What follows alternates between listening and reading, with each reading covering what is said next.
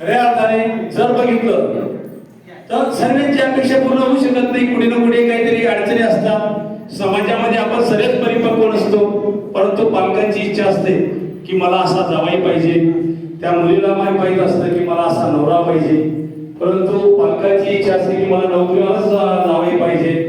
आता मला सांगा, आजच्या याच्यामध्ये गेलेल्या 15 वर्षात ते 20 वर्षाच्या कालावधीमध्ये नोकरी आहेत कुठे? मग मुला मुलीच्या अपेक्षा कशा पूर्ण होणार? परंतु आपण सर्वांनी असा विचार केला पाहिजे, मी खूप मोठा अधिकारी आहे, मी खूप मोठा अधिकारी, मी एखादी ग्रामीण भागामध्ये माझी मुलगी दिली पाहिजे, एखादी झोपडपट्टी भागामध्ये चांगली फॅमिली बघून त्या ठिकाणी मी दिलं पाहिजे. कारण 2 कुटुंबांचा उद्धार होईल. 2 कुटुंबांची एकमेकांची बघितल्यामुळे त्याची समाजामध्ये त्याची प्रतिष्ठा वाढेल. असं न करता आपल्या समाजामध्ये तिसरी पिढी तयार झालेली आहे. एक उच्चवर्गीय माणूस त्याच्या लेवलने बघतो आणि मध्यमवर्गीय माणूस त्याच्याप्रमाणे बघतो, आणि एकदम जो लो असेल की तो हातमजूर असेल, काही शेतमजूर असेल, असा माणूस तो त्याच्या याच्यामध्ये बघतो.